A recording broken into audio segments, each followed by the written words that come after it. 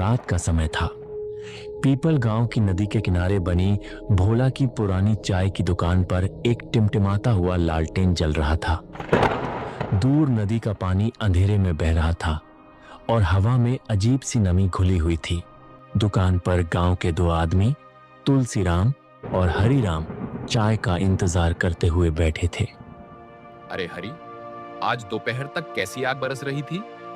ऐसा लग रहा था जैसे सूरज धरती पर उतर आया हो। लेकिन अब देख, कुछ ही घंटों में पूरा मौसम बदल गया। हवा कितनी ठंडी चल रही है और आसमान में काले काले बादल छा गए हैं। मुझे तो लग रहा है कि आज बहुत तेज बारिश होगी। बिल्कुल सही कह रहे हो तुलसी। पिछले कई दिनों से यही हाल चल रहा है।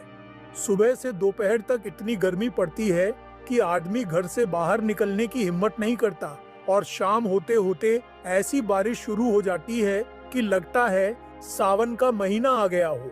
इसी बदलते मौसम ने पूरे गांव को परेशान कर दिया है। हर घर में कोई न कोई बीमार पड़ा है। कहीं बच्चों को बुखार है, कहीं बूढ़े लोग सर्दी और खांसी से परेशान हैं। हाँ, हमारे घर में भी सबकी यही हालत है। दवाई खाओ तो एक दिन आराम मिलता है, दूसरे दिन फिर वही बुखार। मौसम का कोई भरोसा ही नहीं रहा। इतने में नदी की तरफ से अचानक ठंडी और तेज हवा का झोंका आया। दुकान की छत जोर जोर से हिलने लगी।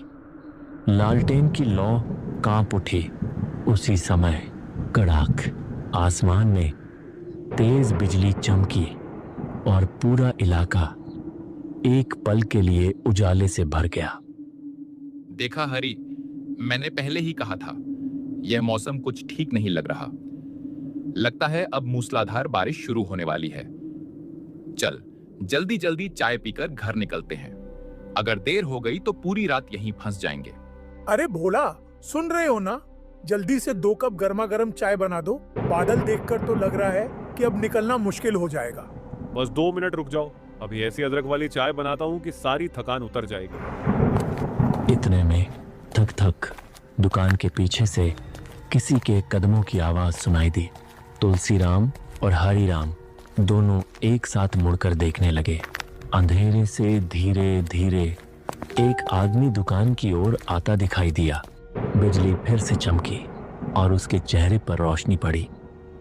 अरे, ये तो हमारे डॉक्टर दीनानाथ हैं। अरे भोला, मेरे लिए भी एक कप गर्मा गर्म चाय बना दे। आज तो हड्डियों तक ठंड उतर गई है। अभी तक यहाँ बैठे हो, दिखाई नहीं दे रहा। मौसम कितना खराब हो चुका है। जितनी जल्दी हो सके घर निकल जाओ। आज की रात कुछ अलग सी लग रही है। जी डॉक्टर साहब, बस चाय पीकर निकलने ही वाले थे, लेकिन लगता है अब देर हो गई।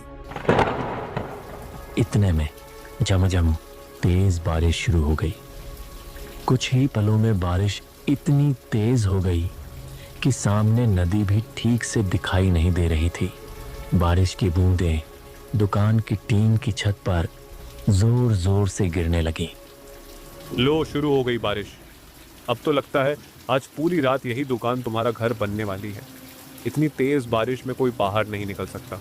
सही कह रहे हो भोला। अब जब जाना ही नहीं है तो क्यों ना इस रात को थोड़ा यादगार बना दिया जाए। डॉक्टर साहब, बहुत दिन हो गए आपकी कोई कहानी सुने हुए। बचपन में जब भी आप कहानी सुनाते थे, पूरा गांव सुनने बैठ जाता था। आज फिर वही मजा दिला दीजिए। अरे तुलसी, तुम दोनों की उम्र देखो और बातें देखो। अब भी बच्चों की तरह कहानी सुनने का शौक नहीं गया। डॉक्टर साहब, इंसान चाहे कितना भी बड़ा क्यों न हो जाए, अगर उसके अंदर का बच्चा जिंदा रहे तो जिंदगी का मजा कभी खत्म नहीं होता। बच्चों जैसी खुशी और मासूमियत आजकल कहाँ मिलती है। इसलिए आज कोई ऐसी कहानी सुनाइए कि पूरी रात याद रहे। हाँ डॉक्टर साहब, बाहर बारिश है, बिजली गरज रही है, चारों तरफ अंधेरा है, और इससे अच्छा माहौल डरावनी कहानी सुनने के लिए हो ही नहीं सकता। डॉक्टर दीनानाथ हल्का सा मुस्कुराए। आसमान में लगातार बिजली चमक रही थी। बारिश की आवाज पूरे वातावरण को और भी रहस्यमय बना रही थी।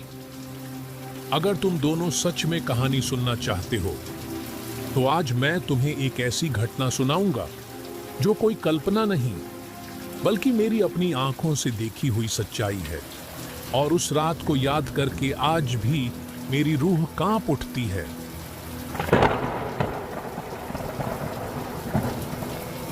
यह घटना आज से करीब 20 साल पुरानी है। उस समय पीपल गांव में विक्रम चौधरी का बहुत दबदबा हुआ करता था।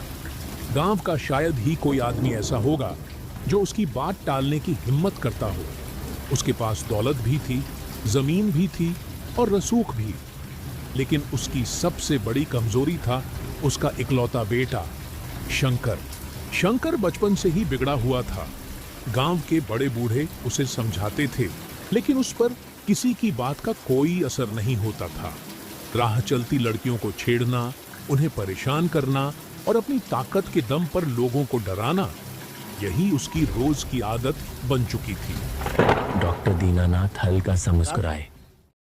डॉक्टर दीनानाथ हल्का सा मुस्कुराए।